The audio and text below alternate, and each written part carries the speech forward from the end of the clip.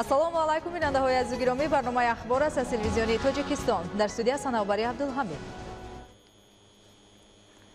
асосгузори сулҳу ваҳдати миллӣ, пешвои миллат, президенти ҷумҳурии тоҷикистон муҳтарам Эмомалӣ Раҳмон ба муносибати 25-умин солгарди қабули Конститутсияи ҷумҳурии тоҷикистон лоиҳаи қонуни ҷумҳурии тоҷикистон дар бораи авфро барои баррасӣ ба маҷлиси намояндагони маҷлиси олии ҷумҳурии тоҷикистон пешниҳод намуданд.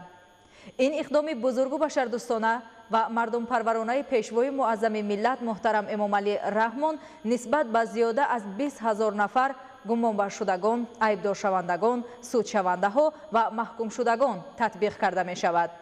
сокинони касбу кори гуногуни мамлакат аз ҷониби асосгузори сулҳу ваҳдати миллӣ, пешвои миллат, президенти ҷумҳурии тоҷикистон муҳтарам Эмомалӣ Раҳмон барои баррасӣ ба маҷлиси намояндагони маҷлиси олии ҷумҳурии тоҷикистон пешниҳод шудани қонуни ҷумҳурии тоҷикистон дар бораи авфро иқдоми бузургу беназири башардӯстона ва ғамхорию таваҷҷӯҳи зиёд нисбат ба мардум медонанд.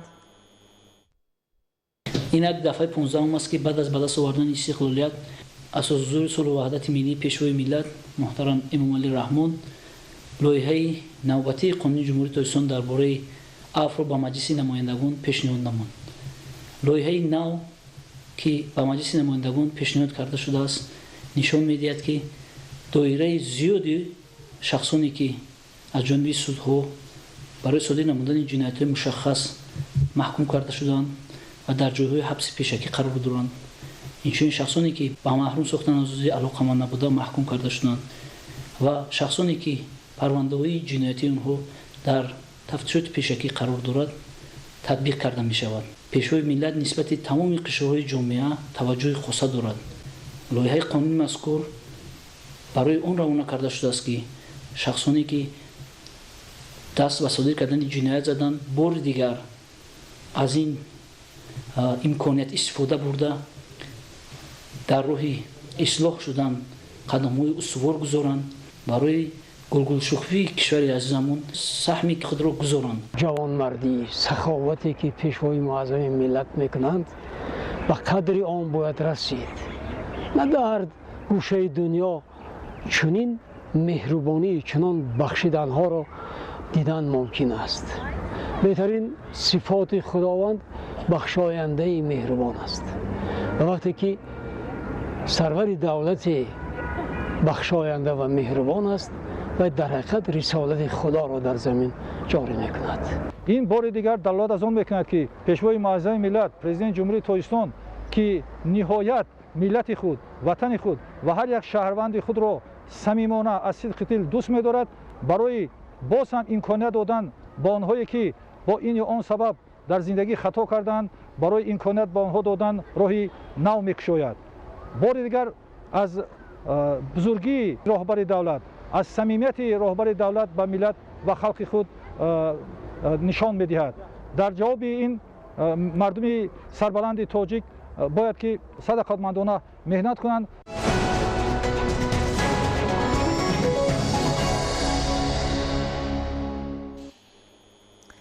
дар ҷумҳурии тоҷикистон саноат соҳаи муҳиму афзалиятнок ба шумор рафта барои рушду тараққиёти он тадбирҳои саривақтӣ амалӣ карда мешавад. аз ҷумла саноати хӯрокворӣ яке аз соҳаҳоест ки барои он дар кишвар захираҳои зиёди ашёи хом мавҷуд буда ин соҳа дорои иқтидори калони содиротӣ мебошад.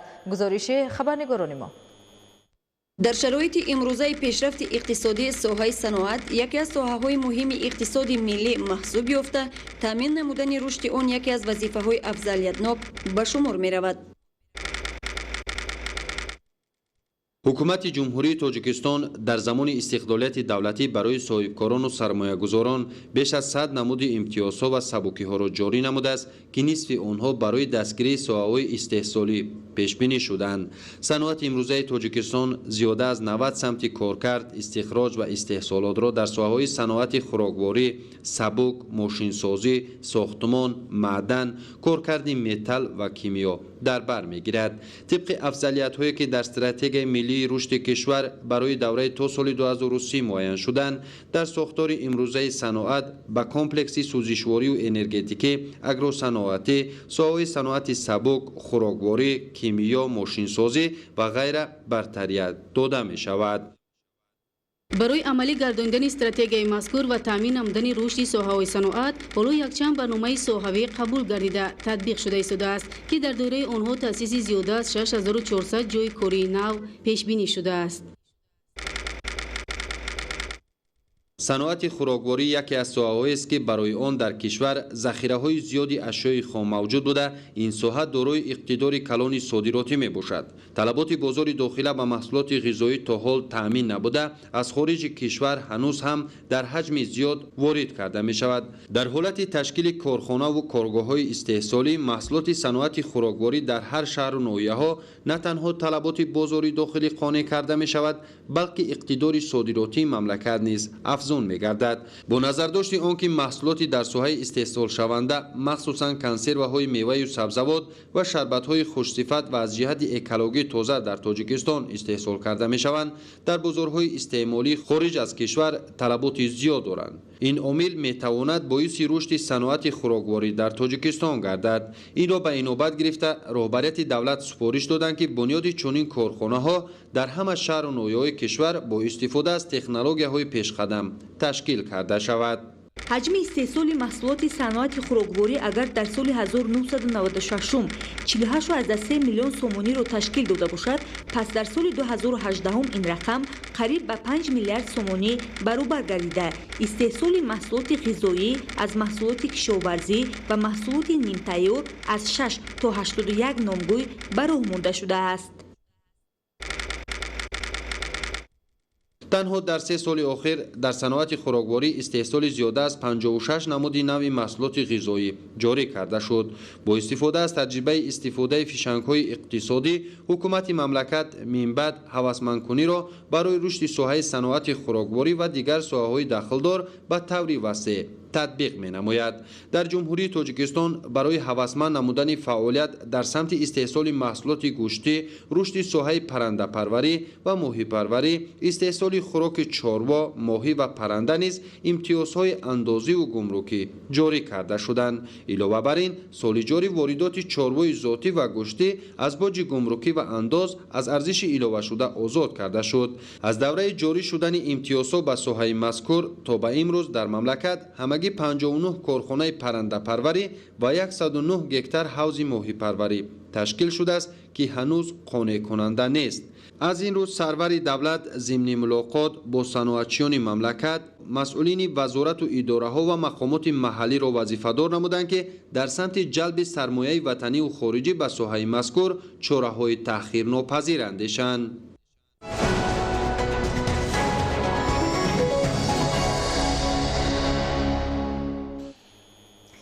جشن مهرگان در فرهنگ و تمدن خلق تاجیک جایگاه خاصه دارد. گذشتگان تاجیکان عنعنه و سنت‌های آن را در خاطره تاریخی خویش چون دوری گرانبهای معنوی حفظ کرده تا به نسل‌های امروزه رسانیده‌اند. این جشن ملی سرشار از حکمت‌های سازنده و انسان دوستانه بوده. در برابر این اثبات هنوز در زمان‌های قدیم کشاورز یعنی استحصال کنندگان نعمت‌های مادی بودن اجدادان ما می‌باشند. در شهر و ناحیه‌های ولایت ختلان این عید اجدادی را با رعایت سنت و عنعنه‌های نیکش تجلیل نمودند. مهرگان برابر دیگر جشن‌های ملی خصوصیت طبیعی داشته به مانند نوروز خجستپای دارای ارزش‌های تاریخی میباشند. اگر در فصل بهار با فرارسی جشن نوروز دهقانان به زمین دانه امید پوشند، پس با هوسمندی و روسرخی از جمع‌آوری حاصل دسترنج خود در تیرماه زرنیسار عید مهرگان را جشن میگیرند. ساکنان و اهل زحمت خواجگی خلق ناحیه جلال‌الدین بلخی عید مهرگان را با دستاوردهای نظررس مهنتی تجلیل کرده، نمونه محصول زحمت یک ساله خویش و تکنیک و دیگر ماشین ساحه را به معرض تماشا گذاشتند. سرچشمه‌های تاریخی گواهی می‌دهند که در ردیف جشن‌های نوروز و سده عید مهرگان هم تاریخ چند هزار ساله دارد. در دوره صاحب استقلالی محض با تشبث پیشوای ملت محترم امامعلی رحمان برابر دیگر جشنواره‌ها مهرگان نیز از نو احیا گردید و همساله در مملکت با شکوه خاصه تجلیل کرده می‌شود. در نوحیه جلال‌الدین بلخی نیز عید مهرگان در یک سطح بلند تجلیل کرده استادیم. در این روز تمام مردم دهقان حاصل خود را جمع‌آوری نموده و یکدیگر به نمایش می‌گذارند که این از آن شهادت می‌دهد سر حاصلی فراوان حاصلی محصولات کشت کرده دهقان شهادت می‌دهد. مهرگان عید حاصل است و از قدیم تا این جانب این جشن در بین ساکنان مختلف دنیا به هر گونه تجلیل کرده می شود. ابراهیم جان حکیم همچون زنبور پرور با تجربه در ناحیه جلالدین بلخی شناخته شده با نظر داشت شرایط مساعد سال از سال آیله های زنبور را زیاد نموده، همزمان نوزکی های پرورش زنبور و استحصال اصل طبیعی خوشصفت وطنی را به فرزندان و دیگر شاگردان می آموزاند. در ناحیه شهر توز ولایت ختلان نیز عید مهرگان از نمایش محصولات کشاورزی و دستاورد کشاورزان 8 جماعت و شهرک و دهات ناحیه آغاز گردید.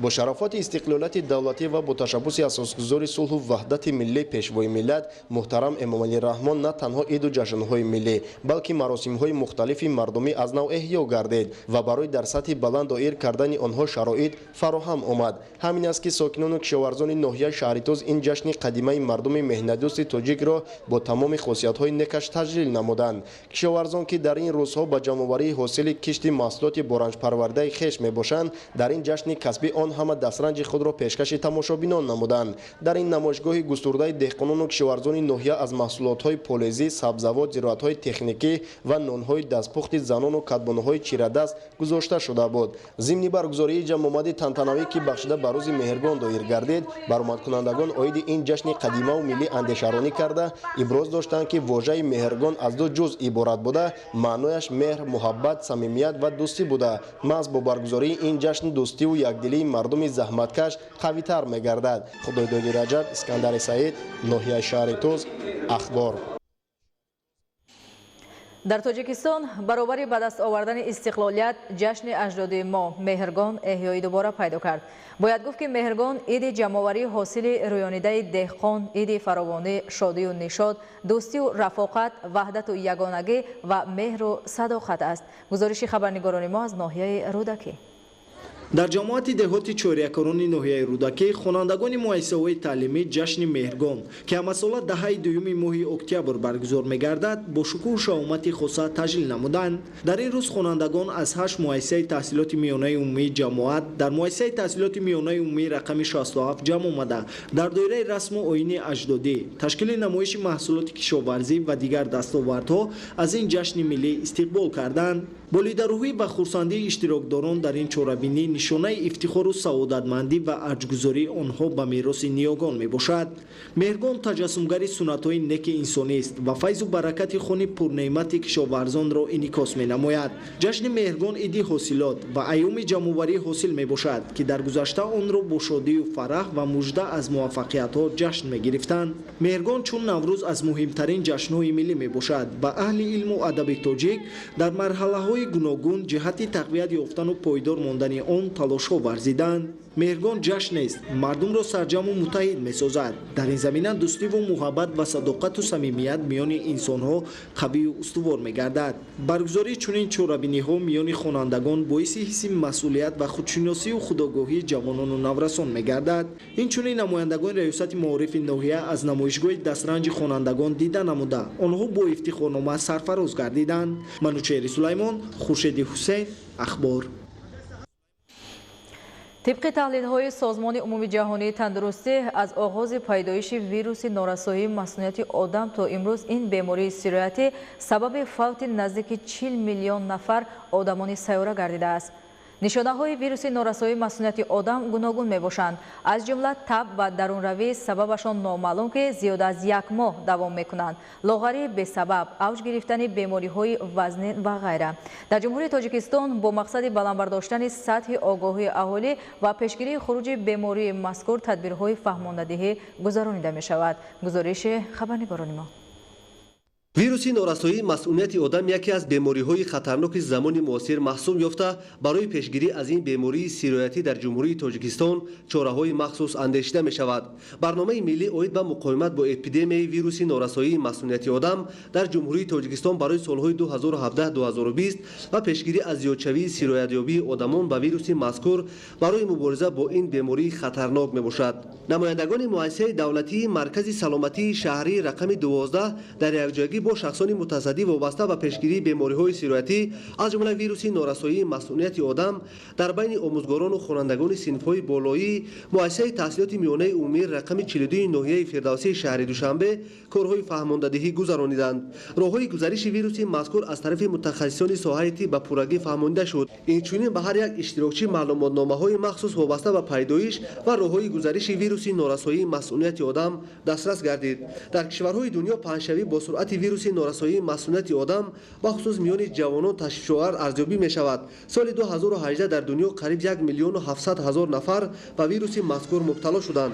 با مقصد پیشگیری از ویروس نارسایی مسئولیت آدم در مؤسسه تحصیلات میانه عمومی رقم 41 ناحیه شاه منصور شهر دوشنبه نیز نمایندگان وزارت تندرستی و حزب اجتماعی اهالی جمهوری تاجیکستان در بین آموزگاران و خوانندگان کارهای فهماندهی گذراندند. تاکید گردید که هر یک نفر برای امین نگاه داشتن خود از بیماری‌های سیرایتی به خصوص ویروس نارسایی مسئولیت آدم احتیاطکار باشد. برگزاری چنین واخوری‌ها و کارهای فهماندهی میان خوانندگان وابسته به بیماری‌های سیرایتی که بیماری ویروس نارسایی مسئولیت آدم یکی از آنهاست به منفعت کار میباشد. تصمیم گرفتیم که در مکتب‌هایی که در ناحیه شاه منصور وجود دارند با طالب علمان این مکتب‌ها و خوری‌ها گذرانیم و اساساً نسبتی بلند برداشتنی سطح دانش آنها نسبت تشکل طرز حیاتی سالم و بیماری سیرایتی که پنهان شدن از آن جمله ویروس نارسایی مسئولیت آدم بیماری هپاتیت ها و آنها یک قطار واخوری و چرابینی ها گذرانده ایستادیم. در قانونگذاری جمهوری تاجیکستان پیشبینی شدن جوابگری برای دیده و دانسته تحت خوف سیرایت با ویروس نارسایی مسئولیت آدم گذشتن شخص دیگر اینچنین با ویروس نارسایی مسئولیت آدم سیرایت کردن شخص دیگر از جانب نفری که مبتلای این بیماری بودن خود را میداند در پیشگیری از بیماری ویروس نارسایی مسئولیت آدم سری وقتی است. مقصد گذراندن چرابینی امروزه ما این بهر عملی گرداندن قرار حکومت جمهوری تاجیکستان که از 30 اکتبر سال 2010 تحت رقم 560 اوید تشکل طرز حیاتی سالم بلند برداشتن سویه دانش خوانندگان نسبت طرز حیاتی سالم، نسبت سلامتی خود و نسبت پیشگیری بیماری‌های سیرایتی گذرانیده می‌شود. اینچنین در چرابینی میان خوانندگان با کارمندان ساحه طب مکالمه دایر گردید و وابسته به پیدایش و راه‌های پیشگیری این وبای عصر معلومات مفصل پیشنهاد کرده شد. بینندگان گرامی، چنین بودن خبرگزاری‌هایی که تا این لحظه همکاران ما آماده نمودند و منظور شما نمودیم. سلامت باشید.